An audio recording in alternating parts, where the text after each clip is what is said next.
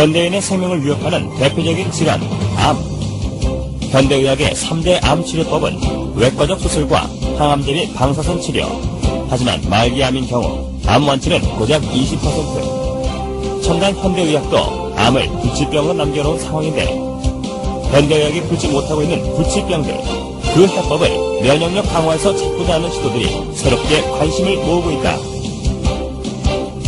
이런 가운데 산학연 협동의 면역 연구 개발은 경쟁력 있는 결실을 연이어 내놓고 있는데 과감한 투자와 지속적인 연구로 부작용 없는 면역 치료에 도전하는 우리 의료계의 변화.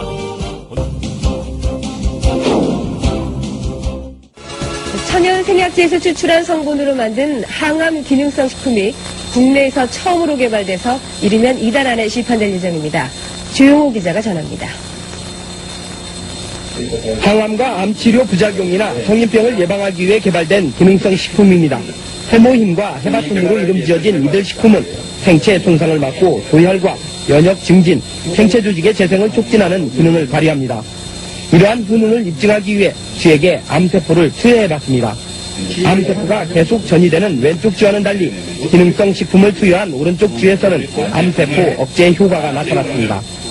이번에 개발된 이 두 기능성 식품은 해바라기와 당귀 등 우리의 전통 한약재에서 그 성분을 추출했습니다. 생명공학과 방사선 기술로 천연생약제를 조합해 새로운 복합 물질을 만드는 방식을 썼습니다. 각각의 성분들을 분리를 해서 그것의 각각의 효능을 검증한 다음에 효능을 극대화할 수 있게 다시 그 성분들을 재구성한 겁니다. 종전의 천연생리 활성물질은 항암 효능에 한계가 있고 독성까지 강했습니다. 하지만 이번에 개발된 항암 기능성 식품은 여러 성분을 조합해 효능을 높이고 독성은 없앴습니다. 이들 항암 기능성 식품은 원자력 병원 등에서의 임상시험과 병행해 이번 달 안에 시판될 예정입니다. KBS 뉴스 조용호입니다.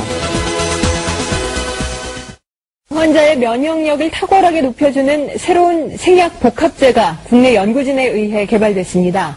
임상시험 결과 백혈구 회복을 높여주고 암치료 부작용도 크게 없애주는 것으로 나타났습니다. 최상원 기자가 소개합니다.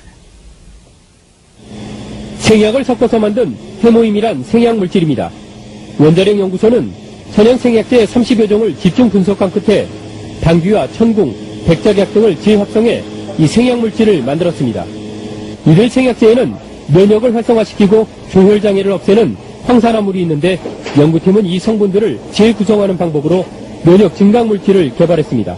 원자력병원에서 임상시험을 한 결과 새 생약물질은 암 환자들의 면역력을 크게 높이는 것으로 나타났습니다. 유방암과 자궁암 환자 각각 12명에게 새 생약물질을 복용시켰더니 모두 회복 속도가 60% 정도 빨라졌습니다.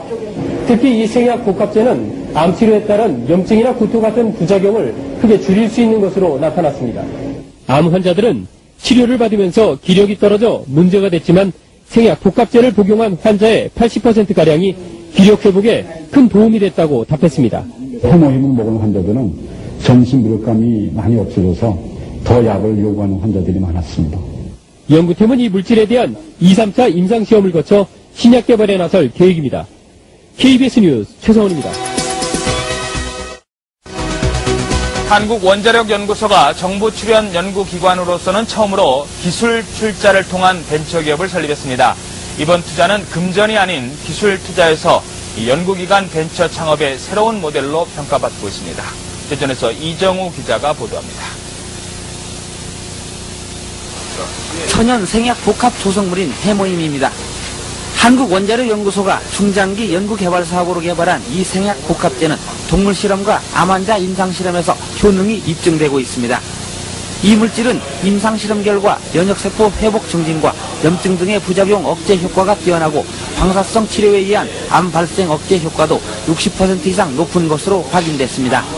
암 환자 치료 시에 보조제로 활용할 수 있는 것뿐만 아니라 성인병이나 만성질환 환자들에서 면역조혈 기능 회복에 아주 잘 활용될 수 있을 거로 생각이 됩니다. 이 연구 성과물이 기술 출자 형태로 산업체에 이전돼 벤처기업으로 다시 태어났습니다. 이번 기술 출자는 한국원자력연구소가 직접 벤처기업에 공동으로 참여하는 방식으로 그동안의 단순한 기술 이전과는 다릅니다. 정부 출연 연구기관의 기술 출자로 탄생한 벤처기업의 공식 출범은 연구 성과물에 대한 새로운 장을 열고 있습니다. 정부 지원만을 받는 연구소에서 탈피해 연구 성과물의 상용화, 산업화를 통해 경쟁력을 강화하고 이익금을 환수해 연구 기반 확충에도 도움을 줄 수 있다는 설명입니다. 연구자들이 더 용기를 가지고 더 좋은 연구 성과 내고 성과가 나오는 대로 민간에 이렇게 기술을 넘겨줘서 민간이 또 새로운 기업을 자꾸 창출하는 그런 아마 좋은 전기를 마련했다고 이렇게 봅니다. 기술투자 벤처기업은 금전 등 실물 자산이 아닌 특허와 실용신안 등 기술 투자로 이루어지기 때문에 연구기관 벤처 창업의 새로운 모델로 평가받고 있습니다. YTN 이정우입니다.